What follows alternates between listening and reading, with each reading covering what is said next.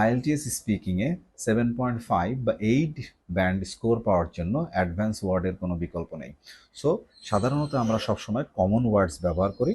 আজকে এরকম 3টা কমন ওয়ার্ডসের অ্যাডভান্স ওয়ার্ড শিখব। First one is a lot of or varieties of। এই ওয়ার্ডসগুলো আমরা প্রায়ই আমাদের স্পিকিংয়ে ব্যবহার করে থাকি অথবা রাইটিংয়ে ব্যবহার করি। এই ওয়ার্ডটার যদি আপনি অ্যাডভান্স ওয়ার্ড ইউজ করেন তাহলে আপনার আইএলটিএস স্কোর 7 থেকে 8.5 হয়ে যাবে। সেই ক্ষেত্রে আপনি বলতে পারেন a plethora of, a plethora of. So example স্বরূপ আমরা বলতে পারি a plethora of sea food are available in Cox's Bazar. A plethora of sea foods are available in Cox's Bazar. কক্সবাজারে অনেক বেশি সি ফুড আছে। সেই অনেক বেশি বা অনেক পরিমাণে এক্ষেত্রে আমরা আ প্লাথরা অফ ইউজ করতে পারি। Second one is big.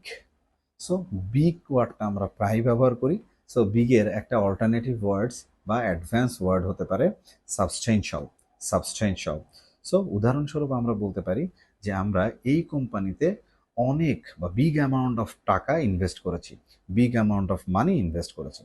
So English হিসেবে আমরা বলতে পারি we have invested a substantial amount of money in this company. We have invested a substantial amount of money in this company. Next one is confused. Confused is common words আমরা যা প্রায় ব্যবহার করে থাকি এবং সব জায়গায় বলে থাকি।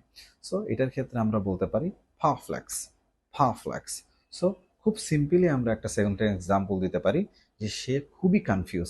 আমরা বলতে পারি he is perplex, he is perplex. If you want to learn more, follow our YouTube and Facebook.